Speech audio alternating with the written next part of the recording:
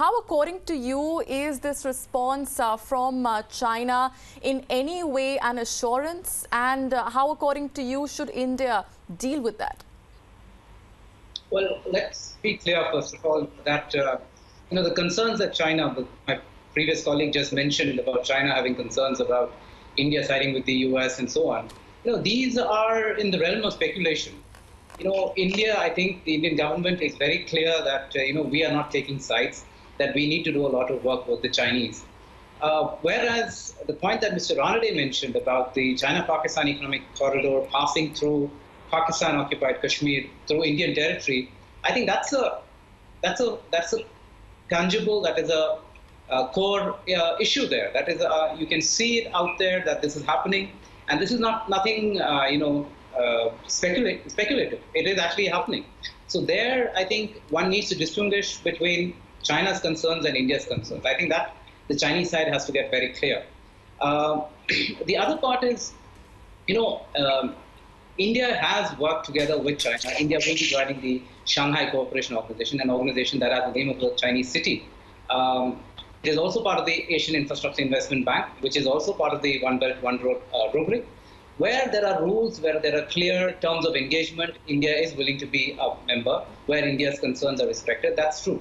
So I think it needs to be clarified, it needs to be distinguished that Indian concerns are on specific, tangible issues, whereas the Chinese are talking, in broad terms. Whereas, I think it's a matter of convenience where they sort of try and pitch India's opposition in these terms.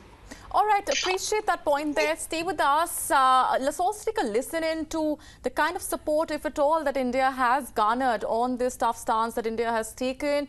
We have for you some reactions coming in from world leaders.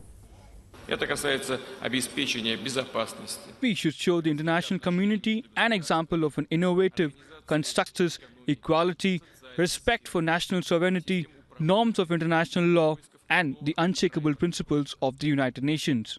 However, in order to realize this agenda, only desire and will are not enough. Real instruments of such interaction are required, and they can only be created within the framework of integration. As we leave the European Union, we want to maintain a close and open trading partnership with our European neighbours, and at the same time pursue our ambition to secure free trade agreements around the world with new partners and old allies alike. The scale of infrastructure investment required cannot be met by public financing alone. And the UK, I believe, can be a natural partner in delivering this infrastructure by supporting the finance, the design, and the delivery needed to make the vision a reality. Mr. Ranade, I want you to also come in on the earlier aspect that we were discussing. I also wanted to respond on that. But how, according to you, are the Asian countries really looking at the aspect of sovereignty and responding to India's stance here? Well, firstly, the Southeast Asian countries are economically dependent on China. Yes. And as the Chinese themselves say, they look to the United States for security and look to China for economic benefit. China wants to change that. But they're looking at us to see how far we will go to accommodate Chinese interests. India, as far as it's concerned, is very clear that we share a border with China. We have civilizational links with China. And there are many other areas where we can cooperate or agree to differ. But whatever India does, it will be a bilateral arrangement. So I think this has been impressed on the Chinese, that their perception that we are too close to the United States and our objective is to encircle China is unfounded. We are not that close to the United States. We have no alliance agreement. Secondly, if I may just say, the China-Pakistan economic corridor has a definite military aspect to it. And that is what causes us a lot of concern. It's something tangible. There are secure fiber optic cables being built or being laid between Kashgar, which is the headquarters of the South Xinjiang military district, and the GHQ in Rawalpindi. The railway in Pakistan is being linked to the South Xinjiang railway. Gwadar is being developed as a naval base. These are tangible things that worry us, and they need to be clarified, particularly in the light of reports that China is now going to base about 10,000 Marines in Gwadar. So when we look at all this, naturally India sees the One Belt, One Road as a vehicle which is not really an economic vehicle. It's meant to extend China's economic, military and diplomatic influence all the way across its borders right through to Europe. So for us, there are a whole lot of factors that require to be clarified, particularly as we notice that the strategic space is being squeezed, and that will be not only for us, even the other countries will feel it. They're already finding it in the context of the South China Sea, and frankly, they don't know how to respond. Right. Mr. Jacob, I can quickly come to you on this. Is China seemingly taking India's tough stance in its stride? And that seems to be the case, at least from what the Chinese Premier has said. Oh, I don't think the Chinese are ignoring entirely India's concerns. I think over time, over the last couple of years, in fact, the Chinese have increasingly come around to the view that India is a crucial link, is a crucial player in the One Belt, One Road. It has to be. Else, most of these projects will just fall apart. So I think if you look at what Chinese scholars have been saying, if you just cut out the rhetoric and the sort of threatening noises, I think they have increasingly come around to the view that India needs to be taken on board. The Chinese need to modify their position in order to accommodate Indian interests. I mean, if you look at what the Chinese ambassador recently said, he went so far as to say that the China-Pakistan Economic Corridor could be renamed in order to accommodate India's concerns. It's another matter that that line was actually removed from the official version finally put out. But I think that's a sign that the Chinese are very, very conscious that this project cannot take off without India's support. Mr. Tanian, if I can quickly come to you on this stance that India has taken, does it stand to gain more or lose more from it? Because it is ultimately a very tough road ahead, if I may, for India to actually strike that balance. I would agree. It's a question. But I think fundamentally, India is going to have to come around to terms with, does it want to be part of an effort that builds walls or bridges? And in this particular case, I think the reality is stark. On China's side, there are 100 countries who expressed interest, 40 who have signed on. India should consider very carefully how it wants to deal with this. Economically, it does not want to be left out, nor can it afford to be. So hopefully, calmer heads will prevail, and dialogues about what the real issues are can be addressed. Obviously, India has concerns about territorial disputes between it and Pakistan. But will these disputes, in essence, be a roadblock for the rest of the world to try to engage in free and fair trade? But Mr. Ranade, in your view, are those concerns going to be looked into by China, and would a dialogue be successful here, as we've been discussing? Well, the 2-3 quick points I'd like to make here, particularly with reference to what was just said, and what in essence he said was, if there is a dispute, why can't we set it aside and move ahead till a resolution is found? And I think if that is what we've done with the Chinese. We have problems with them, we set them aside, and we are moving ahead. Secondly, as far as what you said is what do we stand to lose? Firstly, I think it's far too early to estimate what exactly the One Belt, One Road will achieve. Okay. Let us see how far it goes, how quickly it develops. It's going to go through some very troubled terrain. Central Asia is one, Pakistan is the other, Turkey is the third. Whether these actually materialize or not, we'll have to see. How many countries really stick on to the One Belt, One Road? Sri Lanka is already having serious problems. Pakistan is beginning to have problems. So these countries, which are the initial recipients of the so-called benefit of One Belt, One Road, will actually be examples for the other countries who will see whether it is worth or not getting on board the One Belt, One Road. But I do feel that China has been trying to push us by particularly the manner in which it did the China-Pakistan Economic Corridor. It ignored our interests, knowing full well that we are going to be sensitive on it.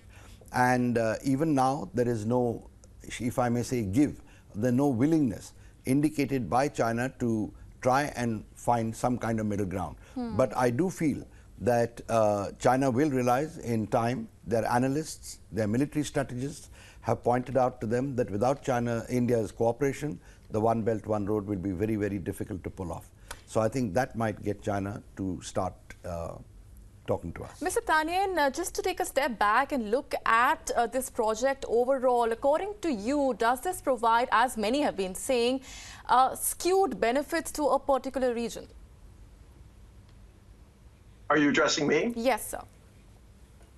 Obviously, this is something that is being generated by China and therefore is going to be a benefit. But as you can see today and in past, Xi has been stressing that this will be something that benefits all who participate. This is not a me first type of initiative. It is about how these countries can create connectivity through infrastructure and then use that as a basis for free trade. I don't think that anybody would say that that is a bad thing. In terms of how China and India deal with each other, it is a two-way street. Yes, India has concerns, but what is India proposing? If India does not like the Belt and Road Initiative, what is India's answer to it? If there's a legitimate way of saying how India would propose to solve this, I think the world would be happy to listen. Mr. Jacob, how is India's stance also being perceived in China? Is it more a message on POK? Is it more a message on territorial integrity? How is it being perceived? I think it's all of that. The Chinese response on this depends on which Chinese you're talking to. I mean, India scholars in China understand India's concerns very clearly. They know that this is an issue that impinges on India's core interest. But there are other scholars also who think that this is a matter of where India is playing for pride, that because India considers itself equal to China, therefore India cannot stand it. I think that is an unfair characterization. That is an overstatement, if at all. And I think what needs to be understood is, I think what many scholars and policymakers in China are coming around to the fact is that India will play a crucial role in the One Belt, One Road, whether it participates directly or not. I think, leaving aside what has gone past and without looking too far ahead into the future, I think one thing India and Indian policymakers, Indian scholars can do is to analyze how these projects are developing. I think more than any other country, India has an interest in studying, in analyzing these projects in its neighborhood, because if problems arise, whether in Sri Lanka or in Pakistan, India is going to be the first country affected. China is still far away. So I think this is a service that India's neighbors, whether it's ASEAN and whether it's far away, extended neighborhood like in African countries, will appreciate. India has the expertise, India has the skills, India has the goodwill in order to achieve this. I think, and that's something that the Chinese will be paying very, very close attention to. They know that India can do it and that India will do it. Mr. Ranade, I know you've been urging to come in, but quickly, before we come to that aspect, also about how exactly, according to you, does India's stand affect its neighbors when it comes to the tough stance that it's taken? Well, the first thing is we are aware now that our neighbors have got onto One Belt, One Road. Yes. We are also aware that they need it. They need the financial assistance that they will get from China for developing their own infrastructure. And let me remind you that soon after this government came in, our Prime Minister, in fact, reached out repeatedly, I would say, to the Chinese, requesting their cooperation and their participation in various infrastructure projects in India, because we are aware that our needs are very great and we don't really have the resources within India to materialize. Does India stand isolated at this point? Because there's been very little support, of course, coming in. No, I don't think it's a question of isolation just yet. Right. As and when the One Belt, One Road really starts materializing on the ground, that is when we will start feeling an isolation if by that time things have not worked out. And I don't think we are at that stage yet, or in fact anywhere near that stage yet. Mr. Tanyan, closing remarks from you. Would you agree with the point that's been made right now? And also, what according to you lies on the road ahead for India to ensure that it at least garners some support? Well, I think India has to come forward not with having this idea that everyone understands their position and just make it very clear. where there should be a white paper that discusses exactly what India's strategic and economic goals and engagement with China should be. I do think there is a risk of isolation. You're already beginning to see that, but I also agree there's a long road ahead as China has to confront different governments, economic systems, and cultures and languages. This is going to be a learning curve. But if China were to help push behind this wheel instead of standing in front of it, I think it could be much better. In the end, are the goals of the Belt and Road Initiative laudable? Will they lead to better things? This is one question India has to answer for itself. All right, with that, it's a wrap on this edition and discussion. We're completely running out of time, but of course, a host of issues and aspects still lying on the table unaddressed. What really lies on the road ahead? What is India planning to do, and what, according to the world, is the perception of India's move? We will touch upon those aspects as well. But with that, I'm having to thank all our panelists, Mr. Jacob, Mr. Tanyan, and Mr. Ranade, for joining us for this discussion. With that,